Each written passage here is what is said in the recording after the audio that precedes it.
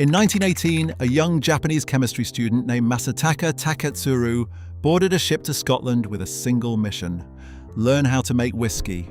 He enrolled at the University of Glasgow, apprenticed at distilleries across Scotland, and filled 2 notebooks with every detail of the distillation process. Those notebooks, the so-called Taketsuru notes, became the foundation of an entire industry. But Taketsuru did not just bring whiskey secrets back to Japan. He also brought a Scottish wife named Rita, a doctor's daughter from a small town near Glasgow, who married him against both their families' wishes. Together they would build something that took nearly a century to gain the recognition it deserved. Today, bottles of Japanese whiskey sell for tens of thousands of dollars at auction. Entire age-stated lineups have been discontinued because distilleries simply cannot keep up with global demand, and the category went from roughly 10 distilleries a decade ago to over 100 operating across Japan right now. So how did a country with zero whiskey tradition become one of the most respected producers on Earth? And more importantly, if you want to actually drink the stuff, where do you even start?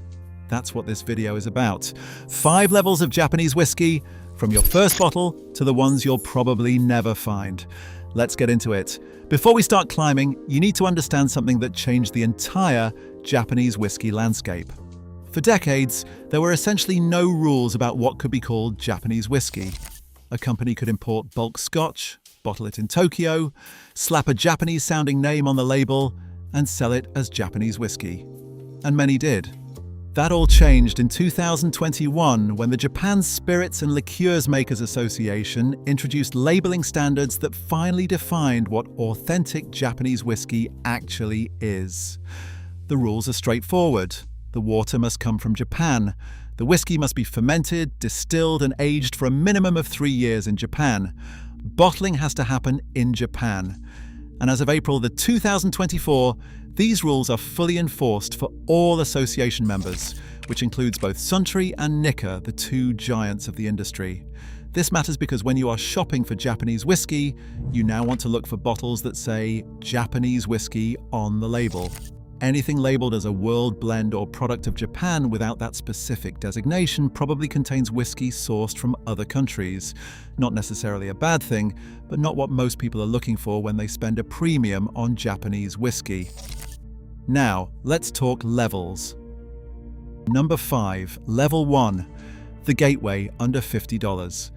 This is where everyone should start, and there is no shame in staying here for a while. The 2 bottles you need to know are Suntory Toki and Nikka Days. Suntory Toki runs about $35 to $40 depending on where you shop. The name means time in Japanese, and it was specifically designed to bridge old and new. It blends whiskey from all 3 Suntory distilleries. You get single malt from Hakushu in the Japanese Alps, single malt from Yamazaki outside Kyoto, and grain whiskey from Chita near Nagoya. The result is light, crisp, and refreshing, with notes of green apple, honey, and a little citrus. Here is the important thing about Toki. It was built for the Japanese highball. That means a tall glass, lots of ice, whiskey, and cold, sparkling water. If you try to sip Toki neat and compare it to a single malt scotch, you are going to be disappointed. That is not what it is for. In a highball, though, it absolutely sings. The Nikka alternative at this level is Nikka Days.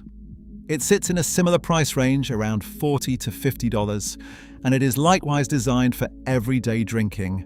Nikka Days blends malt from the Yoichi and Miyagi-Kyo distilleries with grain whiskey, and it leans a little more floral and honeyed than Toki. Both are legitimate, fully compliant Japanese whiskies, and both are excellent starting points. What to avoid at this level? Any bottle under $30 with a vaguely Japanese-sounding name that you have never heard of. The boom in Japanese whiskey created a flood of misleading products. Stick with Suntory or Nikka at this price point, and you will not go wrong. Number 4, Level 2, the Enthusiast. $50 to $100. This is where Japanese whiskey starts to show you what all the hype is about. The bottle that belongs in every whiskey collection at this level is Nikka from the barrel. It typically runs around $60 to $70, and it is bottled at 51.4% alcohol, significantly higher than most Japanese whiskies. The extra strength gives it incredible depth.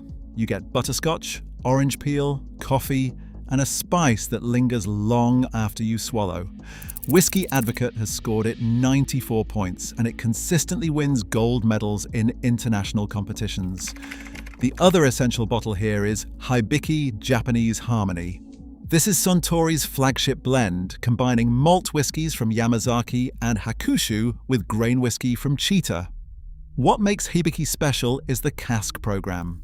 The component whiskies are aged in 5 different types of barrels, including the rare Mizunara oak that only grows in Japan.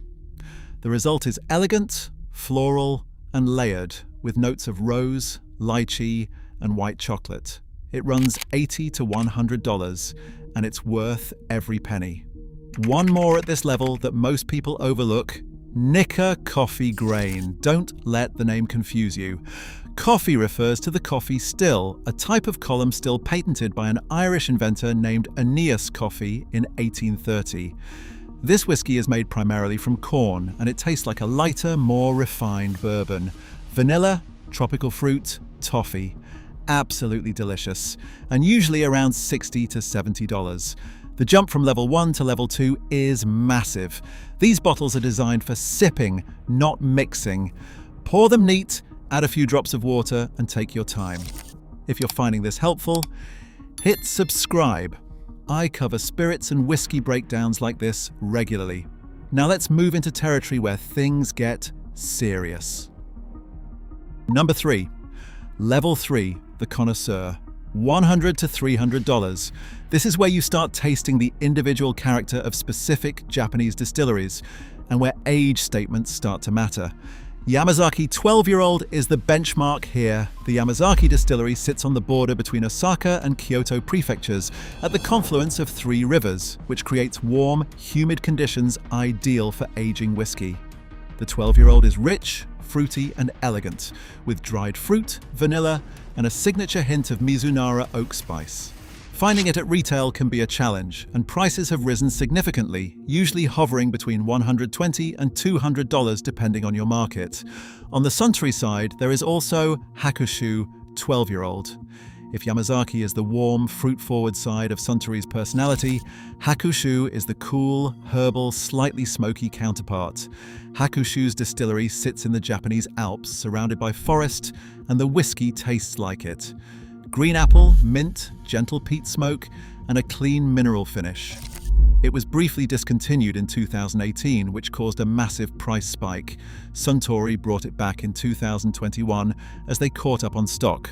From the Nikka side, this level opens up 2 incredible single malts. Yoichi from the distillery Masataka Taketsuru, founded in Hokkaido in 1934, still uses coal-fired pot stills to this day. The whiskey is bold, smoky, and coastal, more similar to an Islay Scotch than anything else in Japan. And then there is Miyagi-Kyo, from Nikka's second distillery in the mountains of Sendai, which is the exact opposite. Soft, fruity, sherry-influenced, and incredibly smooth. Together, they show the full range of what Japanese single malt can be. The painful reality of level 3 is availability. Age-stated Japanese whiskies are becoming genuinely scarce. Most of Japan's distilleries produce relatively small amounts of whiskey. Even Yamazaki, the largest, produces only about 6 to 7 million litres annually. When you subtract what goes into blends like Hibiki, what is reserved for special releases, and what needs to keep aging for future bottlings, there just isn't much left for 12-year-old single malts. That scarcity is real, not manufactured, and it is why prices keep climbing.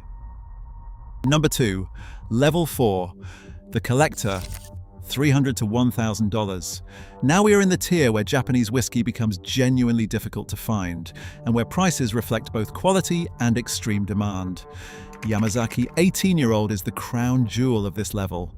It is aged in American oak, Spanish oak, and Japanese Mizunara oak casks, producing a deeply complex whiskey.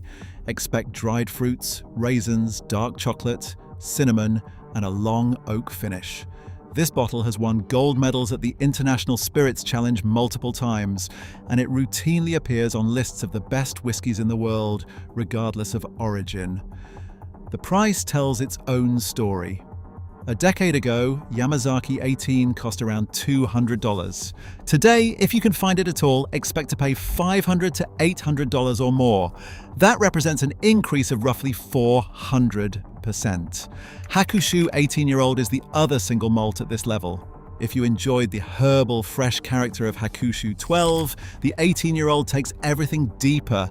The freshness matures into dried herbs, and the peat shows up with more confidence. Suntory's 100th anniversary in 2023 brought a special peated malt version of Hakushu 18 that had whiskey critics comparing it favorably to the best Islay Scotch. And then there is Hibiki, 21-year-old. This is often cited as one of the finest blended whiskies ever produced, regardless of origin. It has won the world's best blended whiskey title at the World Whiskies Awards multiple times. The component whiskies are aged a minimum of 21 years in 5 types of casks, including Mizunara, and the result is pure harmony. Plum, sandalwood, dried fruit, and polished oak led to an impossibly long finish. Its iconic 24-sided bottle represents the 24 seasons of the Japanese calendar. At this level, buying becomes as much about connections and timing as it is about money. These bottles do not sit on shelves. They are allocated to retailers in tiny quantities and often sell out within hours. Number 1. Level 5. The Unicorn, over $1,000. This is the territory where Japanese whiskey stops being something you drink and starts being something you hunt. Yamazaki 25-year-old is one of the rarest regular production whiskies in the world. Only a few hundred bottles are released each year. It has spent a quarter-century developing in casks, and the depth of flavor is almost indescribable. Expect rich fruitcake, incense, deep oak, and a finish that seems to last for minutes. If you can find one, prices typically start around $5,000 and go up from there.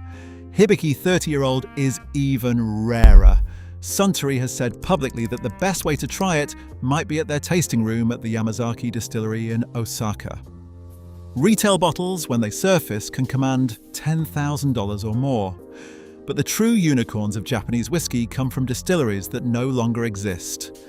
Karuizawa, a small distillery in Nagano Prefecture, stopped producing whiskey in 2000 and was permanently closed in 2011. Every bottle that comes to market now is from finite, irreplaceable stock.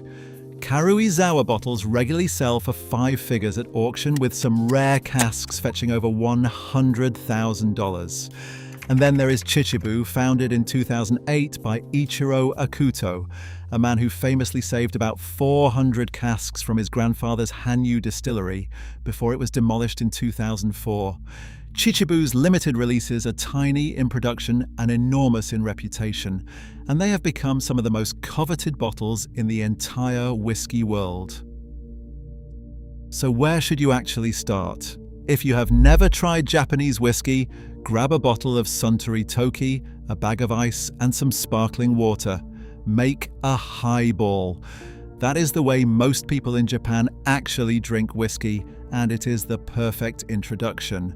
From there, let your palate guide you. If you find yourself wanting more depth, move to Nikka from the barrel or Hibiki Harmony. If you fall in love, then start the hunt for those age-stated single malts. Just remember what Masataka Taketsuru learned all those years ago in Scotland. Good whiskey takes time. The best bottles are the ones you enjoy with people who appreciate them. If you like this video, consider subscribing to support us. We will see you in the next one.